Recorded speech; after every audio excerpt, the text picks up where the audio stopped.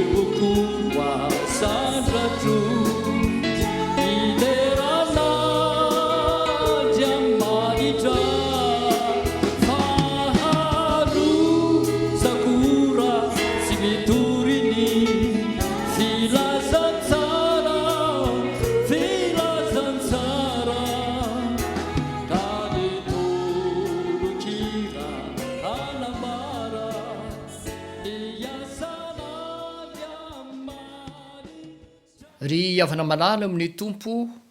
ho aminareo mandrakarivany ny fahasoavana sy ny fiadanana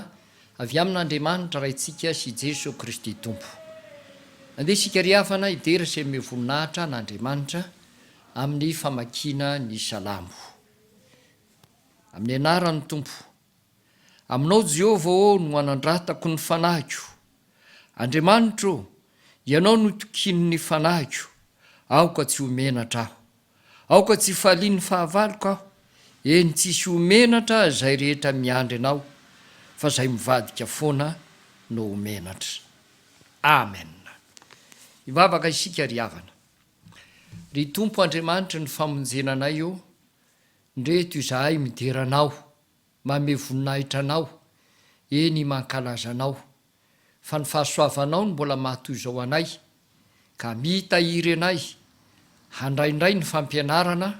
sy hiatrika izao fotoana sarobidy izao tompo avy aminao tokoa izao ka mahagaga eo anatrianay fenao tompo ny efanandamina ny fotoana rehetra ary irinay mba hahalavorary izany koa ankehitriny eo amin'ny fotoana izay anatanterahana izao asa masina izao tompo tonga indray ankehitriny ny fotoana izay anazavana ny teninao zay voarakitra ao amin'ny filazantsara zay nysoratany Jaona manambara ny momba anao Jesosy dia apetraka feno am-pelatananao ny fotoana manontolo ary izahay zay manatanteraka ary ireo mpanomponao zay manatrika sy miaino izao fampianarana zao koa mba tsy ho diso zava-tsoa avy aminao ireo tompo fa hitombo finoana ary ho mafaka ny fanantenany ary hitombo ihany koa sy hivelatra ny fahalalany anao Kristy mpamonjy fa amin'ny anaranao lay tompo ny voninahitra entinay maniry sy manatanteraka izany vavaka izany amen. Ry havana malala ao amin'ny tompo amparibe famonjena matahiry ny finoana mifankaty miasa amin'ny fahazotoana tonga indray ny fotoana ankehitriny irosotsika amin'izao fianarantsika ny filazantsarany Jesosy zay nysoratany Jaona zao ka ny anio dia ny Jaona 3:10 no hianarantsika odinitsika ary hitondrana fanazavana ety am-piandohana dia tsara ny mampahafantatra atsika fa misy fizarana telo lehibe izany 3:10 izany ary dia androso avy hatrany sika ao amin'ny fizarana voalohany ka ny fizarana voalohany dia ny Jaona 3:13 ny ndininy voalohany ka hatramin'ny 20 ary izany dia miresaka ny aminy hoe ny nanasan'i Jesosy ny tongotry ny mpianany ao anatin'io fizarana voalohany io dia misy zanam-pizarana anankefatra. Reto zany zanam-pizarana anankefatra zany. Ny voalohany a dia ny andininy voalohany ka hatramin'ny andininy faharoa, zany hoe ny andininy voalohany sy ny andininy faharoa zany. Ny fotoana sy ny hevim-panahy ny amin'ny nanasany Jesosy Kristy ny tongotry ny mpianatra no lazainao, no tarihana hatrany amin'ny hoe Jesosy efa nalala sady ny fotoana fa mbi fakaiky zany fotoana isarahany amin'ny mpianatra zany. Ny zanam-pizarana faharoa dia ny andininy fahatelo ka hatramin'ny fahadimy zay nataon'i Jesosy tamin'izany fanasana tongotra zany. Ary ny andininy fahaenina ka hatramin'ny faharaiky amby folo misy teny zay nambaran'i Jesosy tao anatin'izay a, ary nisy zavatra ihany koa zay notenenin'ny Petera. Ka eto a dia ny famalian'i Jesosy ny tenin'ny Petera no resahana ao anatin'izany. Ary ny fahaefatra farany ao anatin'ilay fizarana voalohany a dia ny andininy faharoa amby folo ka hatramin'ny faharoapolo, ny filazan'i Jesosy ny hevitra zay efa nataony mikasika an'ity atao hoe fanasana tongotra ity. Ny fizarana faharoa dia manomboka ao amin'ny andininy raiky amby roapolo ka hatrany amin'ny fahatelopolo am'izao toko fahatelo amby folo izao, dia ny nanirahan'i Jesosy any Jodasy hivoaka, ary io le fotoana zay nanatanterahany rahateo le famadihana ny tompo. Ao anatin'izany a dia misy zanam-pizarana ihany koa zay anankefatra hitantsika. Ny andininy faharaiky amby roapolo sy ny faharoa amby roapolo dia manana endrika fitarihana, kanefa koa ahitana ny fanambarana fa tena ny saintolalina mihitsy Jesosy fa isy hamadika azy ireto mpianatra reto, ary Jesosy moa dia malala ny zavatra rehetra na dia zay mbola tsy miseho azy, satria efa namen'Andriamanitra ray azy ny zavatra rehetra ka fantany zany. Eo amin'ny andininy fahatelo amby roapolo ka hatramin'ny fahadimy amby roapolo a dia ny fanontanian'i Jaona sy Petera any Jesosy, iza moa ilay hamadika any Jesosy? Satria Jesosy a dia ny teniny vantana fa hisy hamadika azy, ary dia izy mirahalahireo no nanontany any Jesosy. Ny manarak'izay a dia ny andininy fahaenina amby roapolo sy ny fahafito amby roapolo izay nataon'i Jesosy, ary eo Jesosy a dia manondro amin'ny fomba tsy mivantana lay olona zay anontaniany mpianatra hoe iza moa zany olona hamadika anao zany, dia notondroiny Jesosy amin'ny fomba ankolaka tsy mivantana lay olona zay hamadika azy. Dia hitantsika ao anatin'ny andininy fahaenina amby roapolo sy ny fahafito amby roapolo zany. Eo amin'ny andininy fahavalo amby roapolo sy ny fahatelopolo zay ny mamarana ny fizarana faharoa, dia ny hevitry ny mpianatra sy ny alahan'i Jodasy Iskariota teo amin'i Jesosy sy ny mpianatra. Tao anatin'izay zany ny mpianatra dia nieritreritra fantatra hoe inona re ny hevitra ty Jesosy ty, ny amin'ny momba amin'ny fahamadihany ny hoe mpianatra hamadika azy sy zany hevitry ny teny zay nambarany teo zany. Jodasy moa nandera teo ary lasa tsy niverina tsony. Ny fizarana fahatelo sady farany a dia amin'ny andininy faharaiky amby telopolo ka hatramin'ny fahavalo amby telopolo. Io kosa dia milaza ny amin'ny hoe ny isarahany Jesosy amin'ny mpianany. Jesosy a dia miresaka sy miteny ary manambara ny fisarahany amin'ny mpianatra. Misy zanam-pizarana anankefatra ihany koa ao anatin'izany. Ny voalohany a dia ny andininy faharaiky amby telopolo sy ny faharoa amby telopolo, ny fahasambaran'i Jesosy. Zay no hitao. Inona moa io fahasambaran'i Jesosy io? Ny fahasambaran'i Jesosy dia satria ankalazaina any an-danitra izy. Amin'ny fotoana zay nahalasana ny Jodasy nivoaka dia nanambara teny maro Jesosy ary mitodika makany amin'ny fankalazana azy any an-danitra izany teny nambarana zany. Ka io ny ilazana ny fahasambarana zay hita ambaran'i Jesosy sy miseho amin'i Jesosy eo anatrehan'ny mpianatra. ny andiny fa telo amin'ny telopolo dia ny nanambarany jesosy ny amin'ny ialany eo amin'ny mpianatra ary io a de efa lambarany koa tamin'ny jiosy ary tao anatin' zany a dia nilazany hoe hiala amin'ny mpianatra izy a zay aleny nefa tsy azo mpianatra ale efa lambarany tamin'ny jiosy ihany koa zany tany aloha tany tao amin'ny jaolina toko fafito ny andininy fa efatra amby telopolo de efa nytenin'izany jesosy zay nahatonga ny jiosy gaga manao hoe hamono tena ve izy sa ho aiza dia ao amin'ny toko fa valo iny ko ka ny andininy faraiky amby roapolo a de mbola miverina ihany io hoe andeha jesosy hiala kanefa zay aleny tsy azon'ireo mpianatra na reo olona nanodidina sy ny eno azy ho ale ihany ko rehefa vita zany dinidinika nataon'i jesosy zany a eo amin'ny andininy fa efatra amby telopolo sy ny fa dimy amby telopolo a de nanambara ny amin'ny didy vaovao zay nomeny jesosy kristy ny mpianatra jesosy jodasy tam'izay fotoan'izay a efa tsy teo ntsony jodasy zay fa lasa nivoaka de tsy niverina intsony tsy niverina intsony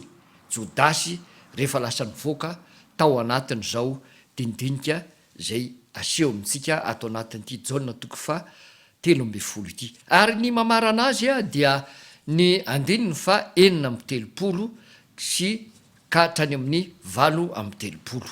io a dia milaza ny teny zay nataon'ny petera sy ny navaliny jesosy a any petera momba n'zany hafanampo ny petera zany a zay nanambara ny aminy hoe tsy saraka velively am' jesosy mihitsy izy ary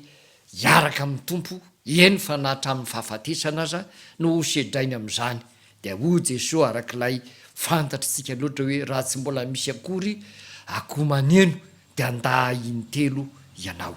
zay zany raha fitinina lay jaolina toko fahatelo amby folo zay misy fizarana anankitelo lehibe arak'izay nambara sy natolotra tamintsika zao kosa sika dia iroso amin'ny fizarana faharoa am'izao fampianarana izao ireto no teny sarotra zay tsara hitondrana fanazavana voalohany a dia ny amin'ny hoe fanasana tongotra ny amin'ny fanasana tongotra moa zany a ny tena dinidinika ny resahana lavalava ao anatin'ity jaolina toko fahatelo amby folo ity a de ho resahantsika ihany koa ity fanasana tongotra ity satria zany fanasana tongotra zany a dia efa isany ataotsika ato anatin'ity fitandremana amparobe famonjena misy atsika ity ary zany fampianarana momba amin'ny fanasa tongotra zany a no etitsika ihany ko satria eto n'ity toko sy andininyity mihitsy a no misy zany dinidinika momba ny fanasana tongotra zany voalohany a dia izany fanasana tongotra zany a dia tsy zavatra vaovao akory teo amin'ny jiosy fa isany atao hoe fomba mampanao teo amin'ny jiosy izany fanasana tongotra zany io teny hoe fanasana tongotra io zany a dia efa nampiasaina ka toy zao no atao hoe teny grika zay nanoratana azy a sy nilazana azy podonipsy zay ny teny grika ilazana momba nyty atao hoe fanasana tongotra ity ary toy zao zany firafitry ny teny zany posy io posy io amin'ny teny grika zany a dia tongotra no heviny ary ny teny hoe nipseina de io kosa dia fanasana na fisasana na fanadiovana no ambarany ary ireo mitambatra zany no ilazana le hoe fanasana tongotra na fanadiovana tongotra na fisasana tongotra arak'izany ary io koa zany a rehefa somary nadika tamin'ny teny latina moa zany a ny soratra masina dia nadika tamin'ny teny tahak'izao zany a io atao hoe fanasana tongotra io pedilavium zay indray a no nandikana azy tamin'ny teny latina ambaratsika zany satria tany amin'ny fiangonana voalohan'ny tany a de nampiasaina reo teny samy hafa reo a ary dia hita any anaty soratra rehefa mamaky ny bokitranainy tamin'ny rain'ny fiangonana isika ka io teny io a de mirafitra anankiroa koa arak'izany a de ny hoe pese manambara ny hoe tongotra ary ny hoe lavare de milaza ny amin'ny hoe lave amin'ny teny frantsay a de manasa na misasa na midio na manadio zay zany a no azo isotomana azy ka rehefa atambatra zany a de manasa tongotra manadio tongotra ary midio ny tongotra zay moa zany a no tiany ho resahana ao anatin'izany io dia efa niraisina ihany ko taty amin'ny fotoana zay taty amin'ny atao hoe fiainan'ny mahakristianina zany hoe ny an'ny fiangonana kristianina taty aoriana ihany ko zany a de namerina an'io ny antony moa zany a dia Jesosy Kristy mihitsy no nyteny hoe fianarana no meko anareo noho izany raha fianarana zany a de fampianarana io nataony Jesosy io noho izany raha mpianatry ny tompontsika dia manatanteraka n'izany ko ka de nanao ny fiangonana hatrany amin'ny fiangonana voalohany fa isika moa zany a de taty aoriana zay vao nanatanteraka izany ary izany fomba mampanao zany a de misy antony lehibe tokoa ny anaovana azy satria raha jerena ny fomba zay nampiasan'ny Jiosy azy fahiny de olona ambany na ny olona manao fanompona no manatanteraka an'izany tahaka ny hoe andevo ao anatin'ny ankohonana iray zany reny no manasa tongotra rehefa mandeha any am'izay alehany any ny olona ka tonga ao tanàna ka vizana de mipetraka de sasany tongotra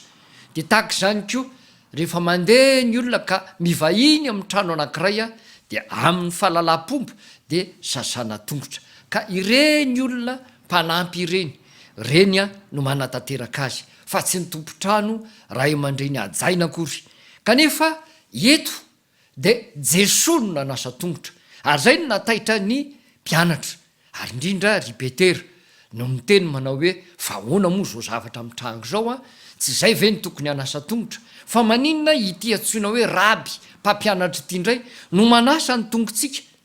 nefa sika ny tokony anasa ny tongony amma raby azy amma atao hoe olona manakaja sy olona ambony be voninahitra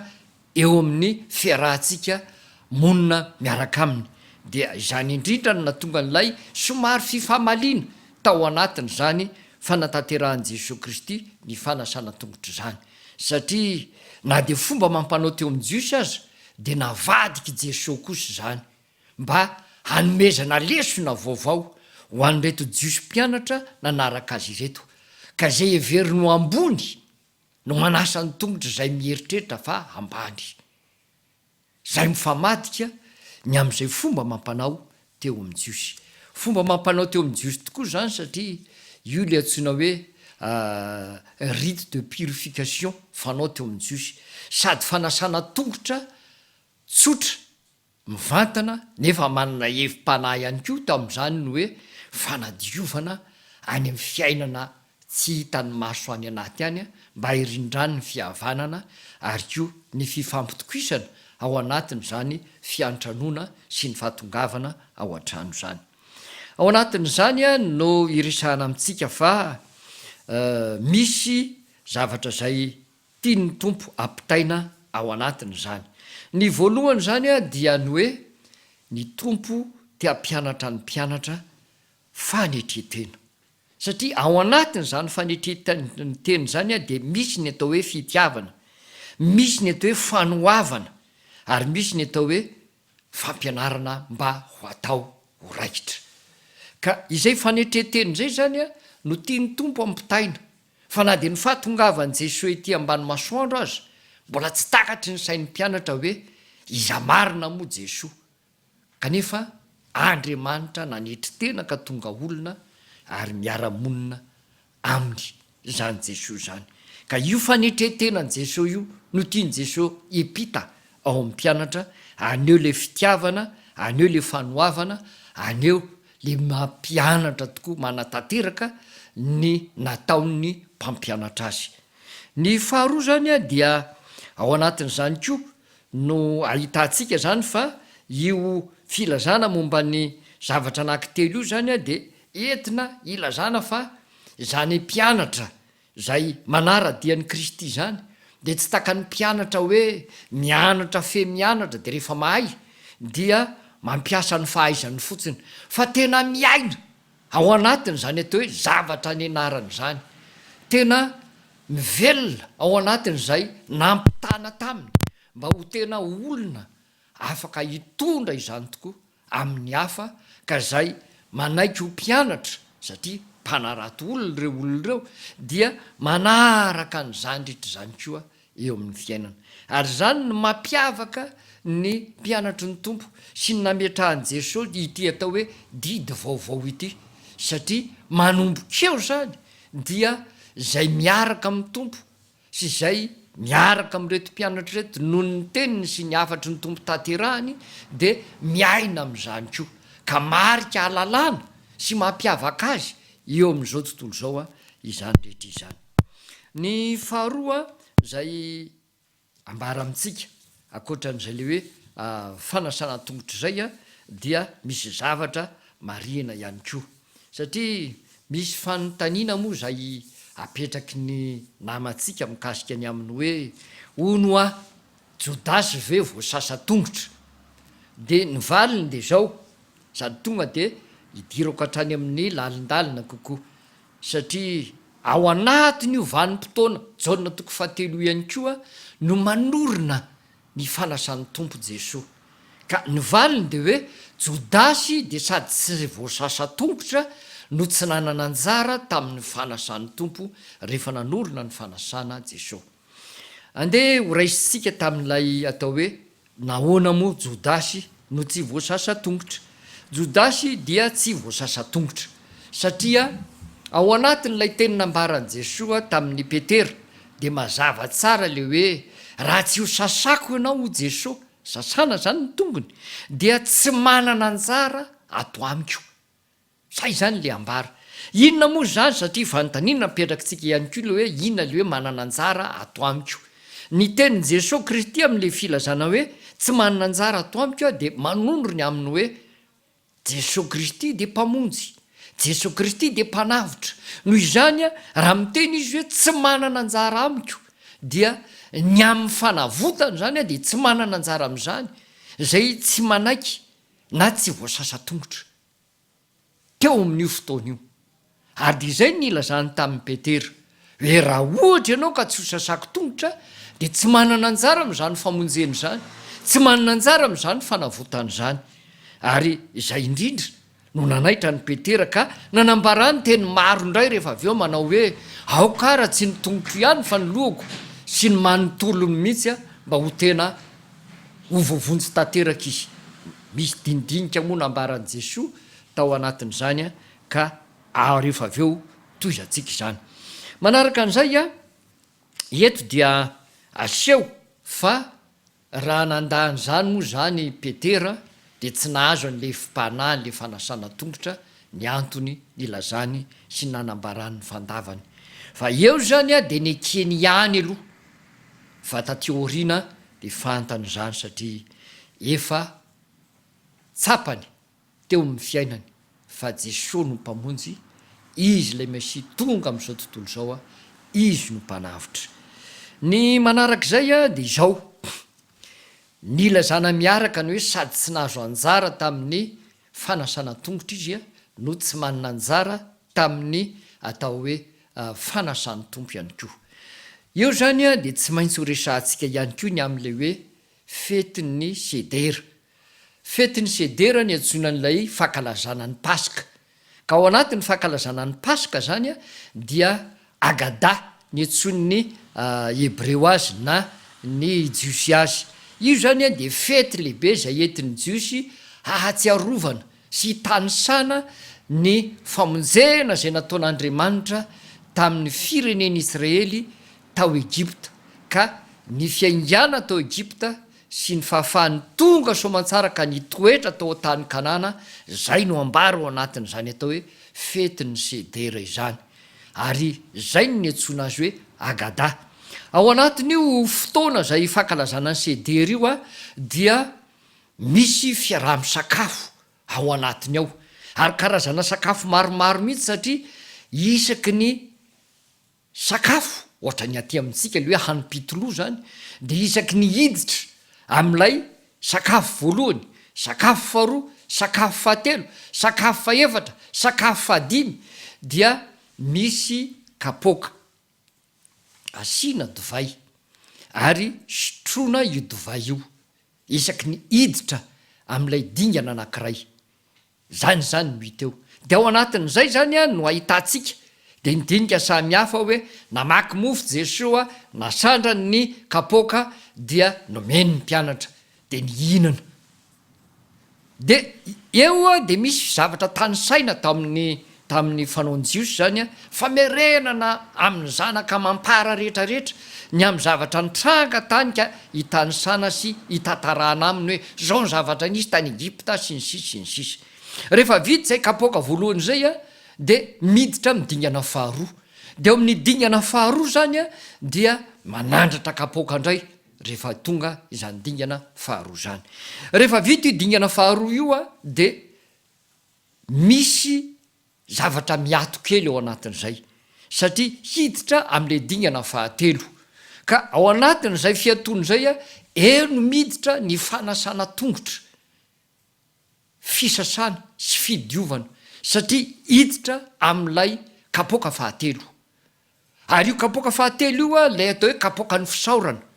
ary zay ny anambarana n'io teny io a any anatin'ny liturjitsika momba mifandraisana fanasany tompo kapoka ny fisaorana zay saoratsika de manambara sy ny sisa ao anatin'ny liturjia atsika zany a any amin'ny dinidinikany fa eto zany a de io kapoka fahatelo io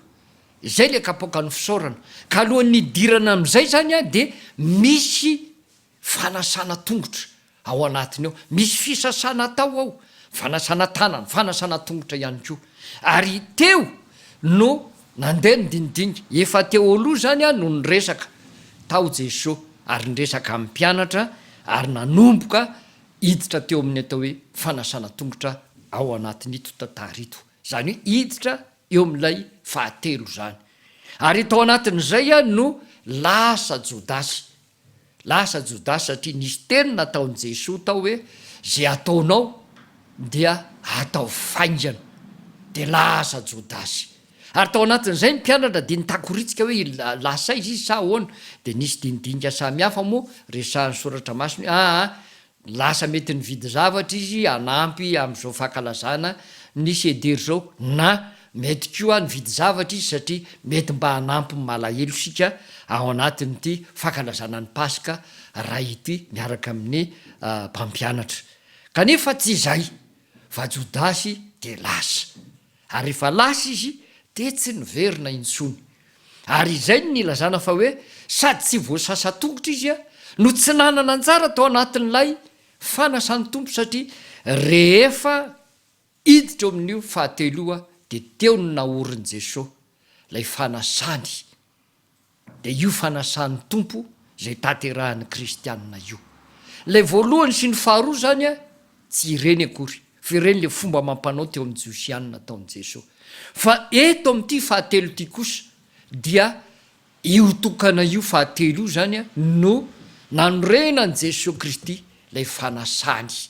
ary zay fahatelo zay a dia feno satria mbola misy fahaefatra de mbola misy fahadimy teo amin'ny Jiosy fa ny farana teo amin'ny fahatelo ny fanasana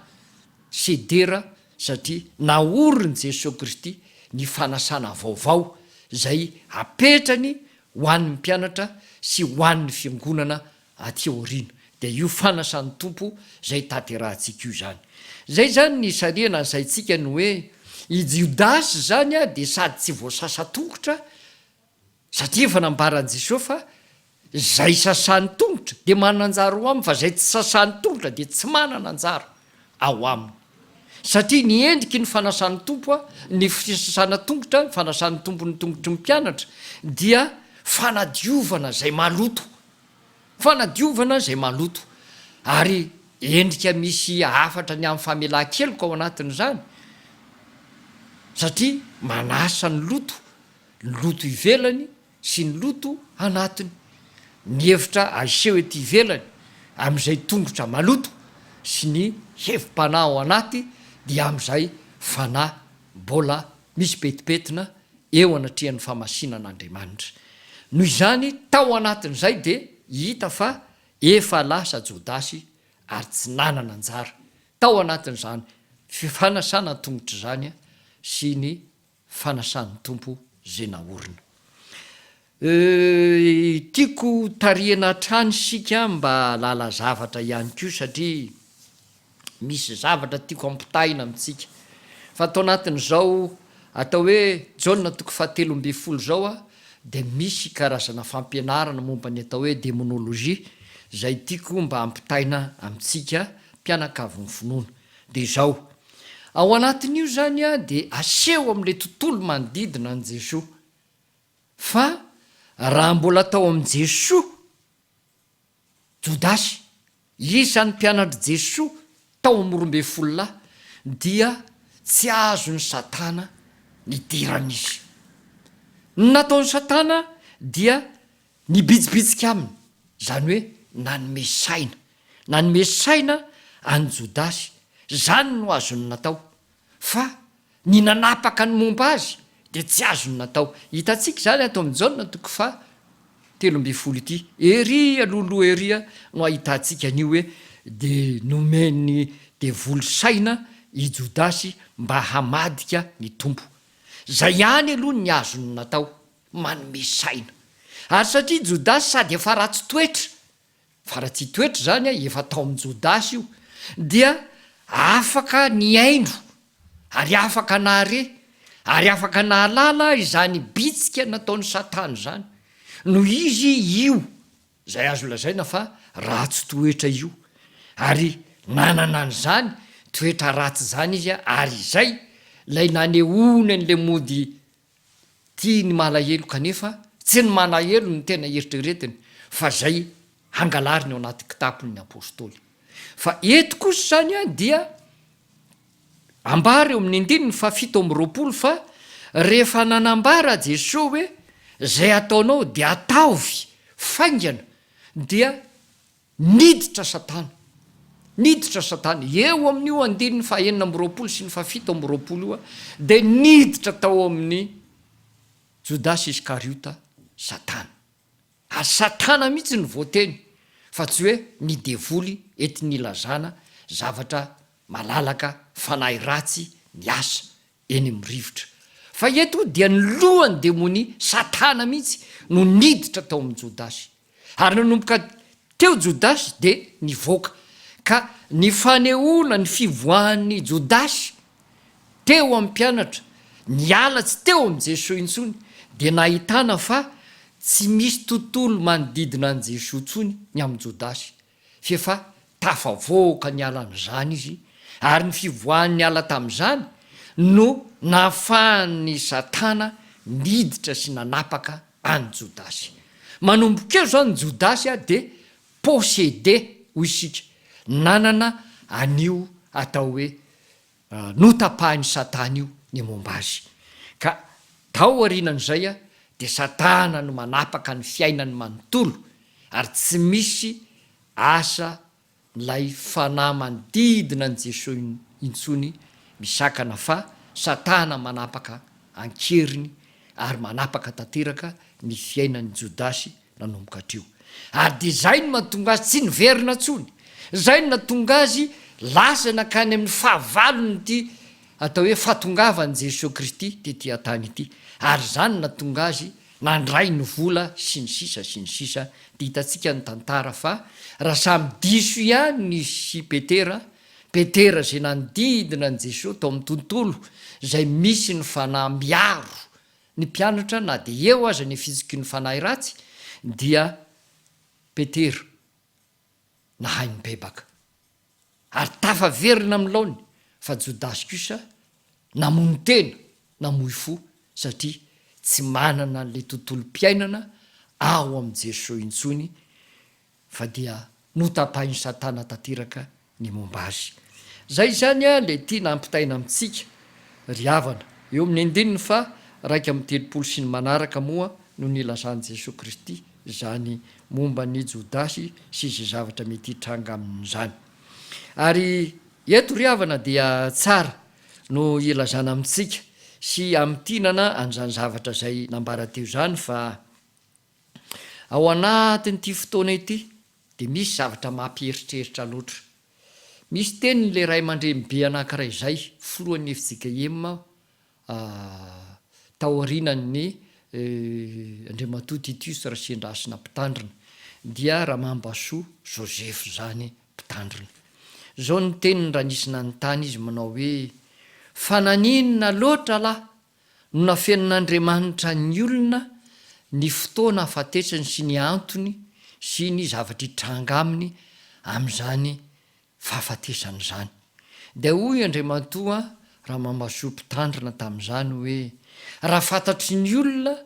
ny antony afatesany sy ny fotoana afatesany sy izay anjo azy ka ahafaty azy dia tsy zakan'ny olona zany. Tsy zakan'ny olona ny mieritreritra an'izany satria raha ohatra zany le olona ho faty ny amin'ny atao hoe lozam-piarakodia dia isaky ny miditra ny fiarakodia izy dia mieritreritra foana fa ho faty, mieritreritra foana fa ity ny fotoana, mieritreritra foana fa vao manitsaka frein manindry accélérateur dia hoe ho faty amin'izay vitesy andianany eo na amin'ny frein izay itsahany eo. Lasa feno fahoriana ny fiainany, lasa tsy misy zavatra milamina tsony ao anatiny ao fa ny ho faty foana raha vao misy zavatra zay manodidina an'izay fantany fa hiatra aminy ka ho faty izy. Dia mihoatra noho izany satria hita eto fa Jesosy Kristy dia nahalala ary nafantatra ny fotoana izay hafatesany sy izay rehetra anjo azy. Ary zany angeny na tonga ny tompo mitaraina sy mitalao hoe isory amiko ity kapoaka ity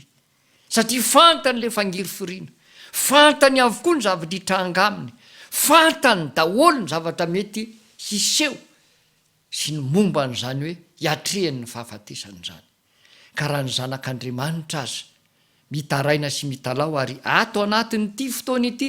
ery amin'ny andinindininy ery amin'ny fitarihany ery amin'ny andininy voalohany sy ny faharoa ny fahatelo sy ny karazany eo dia milaza n'izany mihitsy izy fa tena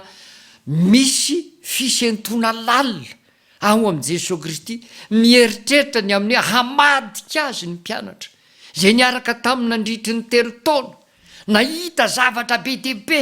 nampahafantariny ny aminy hoe izy lay mesy tonga amin'izao tontolo izao, izy lay fiainana ary mame fiainana be dehibe nefa indro ao anatin'ireo olona ireo izay mitsongainy teo anivony maro ary efa nambarany moa zany hoe motsy izafa ny fidy anareo, izy mihitsy ny fidy an'ireo. Kanefa dia nasehony koa fa ny anankiray aminareo aza dia devoly satria hita hatramin'ny voalohany fa nitoetra ratsiny tsy niova ary hita eto amin'ity fiafarany fiarahany amin'ny tompo ity fa tsy nanome saina azy fotsiny ny devoly fa Satana mihitsy no niditra tao aminy ary nanapaka tao aminy nanatanterahany ny asa ratsy rehetrarehetra ho fahavalon'Andriamanitra, fahavalon'ilay mpamonjy izao tontolo izao. Ary dia izany ny tarehana ansaitsika ny anjarantsika dia tsy ny manontany ny aminy hoe roviana ahoana inona fa ny anjarantsika dia izao any tompo ny momba ka na rapitso na rehefa avy eo na roviana dia any tompo ny fiainantsika zay hitondrany atsika. Mamiko loatra raha mamiko hoe ary averiko eo amintsika indray lay hira 8:7 ngambonareo dia mba hatsiaro aho mihitsy hoe zay dia tsy afaka pastera ninona hitranga na ny lanitra ho manga na ho maloka mangina dia ho feno fifaliana. Ay Jesosy ampy ay Jesosy hatraty, ay Jesosy hatrary. Zay no afatra ao anatin'izany dinidiniky izany ary ampitaina amintsika. Mamarana azy sika dia hiditra amin'ny fizarana fahatelo lehibea dia ny mikasika ny tendry mialoha rososona. Eto dia tiako ny manambara amintsika fa tsy dia misy loatra izy io fa anankiray ihany no hitantsika ao anatin'izany. Anankiray ihany no hitantsika ao anatin'ity atao hoe tendry mialoha rososona ity. Dia ery amin'ny andininy 9 sy ny 10 zany. Eo Jesosy Kristy dia miteny mikasika an'ireto mpianatra reto rehefa nanao an'ilay dinidika momba fanasana tongotra moa zany dia tao Jesosy no niresaka ny aminy hoe zay madio dia tsy sasana ntsony fa ny maloto ihany ny sasana kanefa ao anatin'izay jesosy de nanondro sy nyresaka ihany koa ny aminy hoe satria efa fatany izay efa madika azy. Zay zany le ao anatiny hoe mila zany hoe tsy anareo rehetra akory no madio fa misy maloto ao, misy maloto ao. Zay zany le izy. Ka eo zany a no iresahana amintsika hoe ny nofidiny Jesosy. Zay no ambara ao. Ary fantatra ao anatin'izany filazana ny aminy hoe fantatro zay nofidiko, zay homana ny mofoko no nanangana nombelahy tongony hamely ahy. Io zany a dia efa voambara tany amin'ny Salamo 1:7. Zay averin'i Jesosy Kristy io. Ary io no manambara zany atao hoe tendry mialoha ro sosiny zany hoe teo anatrehan'ireo mpianatra ho sasana tongotra zany a de efa hita ny ariary zay an'ny tompo sy zay tsy azy. Ary zay ny asehon'i Jesosy ampahafantariny am'reto mpianatra 12 reto hoe ny azy fantatro zay nofidiko, zany hoe lay tena anazy sy zay tsy azy fa any Satana. Ary de zay fisarany zavatra roa efa voatendry mialoha zay ny resantsika n'le hoe tendry mialoha ro sosina, satria ny fifidianan'i Jesosy Kristy ny olony ene tsy voizao tsy efa hatramin'ny voalohany talohan'ny fanorenana izao tontolo izao. Toy ny efa voalaza ombienombien moa zany hatrany amin'ny toko voalohany sy ny sisany a de izao. Ao anatin'ity filazantsarany jaune ity de mamakivaky sy mamintina n'zany fiainana sy tontolo mpianatra miaraka amin'i Jesosy sy ny jiosy. Ary tam'izany vanim-potoana sy ny zavatra nyseho rehetrarehetra zany a voafintona ao anatin'ity toko 17 ity dia miresaka momba an'izany atao hoe tendry mialoha ro sosiny zany avokoa, akoatra n'lay toko 9 zay nylazaina teo a fa mivantana ny fanambarana. Amarana ny fotoana ary sika izao ka melohan'izany a de mbola iombona am'izao vavaka izao sika, ivavaka isika. Tompo isaoranay ianao ny amin'ny teninao, nampahafantarinao anay ny amin'ny tendry mialoha ro sosina zay hita atao anatin'izao toko 17 izao. Ary koa mikasika ny fanasana tongotra zay no tanterahinao tamin'ny mpianatra fahiny, ary sitraka ho tanterahan'ny mpianatra ao ankehitriny sy amin'ny ho avy rehetra koa, satria fianarana zany. Ka sady fianarana amin'ny asa mivantana azo tsapahitanana sy hitany maso no fianarana ihany koa amin'ny heviny ara-panahy mba haizanay mahay mifankaty amin'ilay didy vaovao zay napetraka ao a halalana fa mpianatra ao zahay. Tompo azavelanao mpiaino manadino zay ka mitaka ny tenanay fa ataovy mpiaino mahay mifanasa tongotra tokoa, ka ho mpiaino manatanteraka sy miaina am'le didy vaovao zay natolotra ao, ary afaka mampita n'zany amin'ny hafa ihany koa. De mametraka feno zahay de toy in'izao fampianaran'izao amin'ny ho avy eo anatrehanao a, ary amin'ny anaranao Jesosy Kristy lay tompo sy mpamonjy anay, Andriamanitra ivavahanay oetiny mandritry manao zao vavaka zao. Ary izany vavaka izany tompo de sitraka indrindra raha kambana sy faranana, ary atao amboara-tokana am'le vavaka nampianarinao manao hoe rainay izy any an-danitra ho amasina ane ny anaranao, ho tonga ane ny fanjakanao, atao ane ny sitraponao, ety atany ho tahakiny eny an-danitra, beo anain'io izy anina sahazo anay, ary mamelà ny elokay tahaky ny namelanay zay meloka taminay, ary iza mitondra anay amin'ny fakapanahy, manafahanay am'le ratsy, fa anao ny fanjakana sy ny hery ary ny voninahitra mandrakizay. Amen. Eny ryhavana, dia ho an'Andriamanitra ny voninahitra fa isika rehetra kosa dia mbola ao anatin'ny farisiana hatrany. Fa fantatro ianao fa manomboka melina hatrany, satria hiditra amin'ny toko 412 sika izao. Io toko 412 io a dia toko isan'izay atao hoe miverimberina matetika, satria raha tsy hita any amin'ny teny fifampaherezana amin'ny fotoanany manjo izy a, de hita any amin'ny fotoana samihafa zay azo lazaina ihany koa fa fampianarana fanentanana am'ireny fivoriana samihafa ireny. Ary zay ny anasananao hoe mbola manokana fotoana mandrakariva zoma hariva manaraka ny fampianarana itoko faefatra be folo zany a nohatra etsika amin'ny ho avy raha misy moa mety fanovana de hitantsika miandalana iny ihany a izany manentana antsika ihany koa mbola hivavaka sy hifampitrotro ambavaka tsy mety vizana na leo ny mpitandrina manentana an'izany satria ilaitsika izany indrindra am'izao vanim-potoana manahirana sy sarotro zao ary ama-kristianina atsika dia teny ny tompo mandrakarivo io hoe mivavaka aza mitsahatra mba tsy hidirinareo amin'ny fakapanahy fa fahatsika mandresy ny fakapanahy zany a de io vavaka io a hatrany hatrany manentana atsika ihany ko ry havana mba handray anjara amin'ny rojom-bavaka famonjena io moa zany a dia izahana ho tonga fiaina ny fiangonana satria tsy hoe am'izao fotoana ny confinement zao ihany no anaovana an'io a fa itoy io ary itoy mandrakariva raha sitrapon'ny tompo de mandra-piavony sika mivavaka sy mifampivavaka araka izay azo atao dia mahereza mandraisa anjara ianao zay efa navita afaka mbola mamerina ho anao zay mbola tsy nanao a mangatafa misy anjaranao ao manaraka an'izay a dia manentana atsika mpianakavy ny finoana andeha hivavaka am'izay amin'ny lahady ary tsarovy fa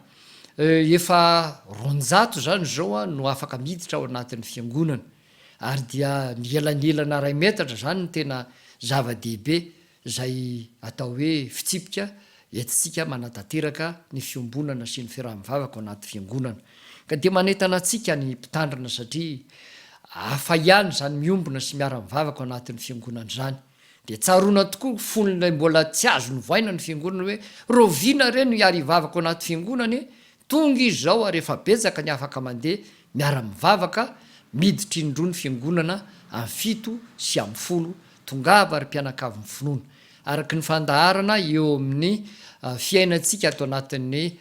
paribe famonjena dia alady mpitandrina io fotoana io tongava fa anome fifaliana mpitandrina menakavy isika raha mifanatritavy satria fanohanana mambavaka zany ary fifanotronana amin'ny mampianakavy ny finoana ary de fanohanana ihany koa zay mba hahasoa sy ho fiainany zany mpanompon'andriamanitra zany a amin'ny fiarahana amitsika eto am'izao fitandremana mamitsika izao dia amarana tanteraka ny fotoana isika ary manasa anao mba hitsangana ao anatin'izany satria hanolotra atsika ny tsodrano ny mpanompony ho tanteraka aminareo ny tsodrano zay tononona amin'ny anaran'ny tompo andriamanitra ny fahasoavana rehetra izay efa niantso anareo any aminy amin'ny voninahitra ao amin'i Kristy Jesosy rehefa niaritra fahoriana vetivety ianareo de izy no atanteraka sy ampiorina ary ampitoetra anareo ho an'andriamanitra irery any eny ny voninahitra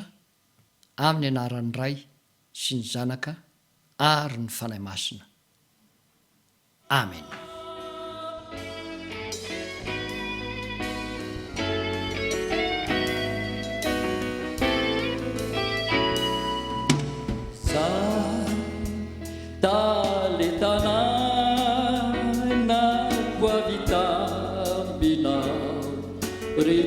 Retumbo muzi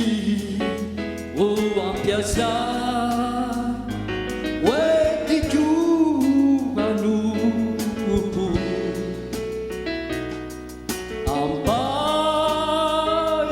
ambaerire rala vogeza pautana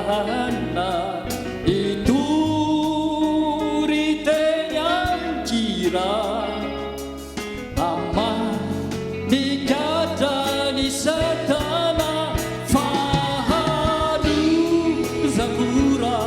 simiturini filazansara kanifebukunwa sanjatu iterana diamanita Sakura, si me tu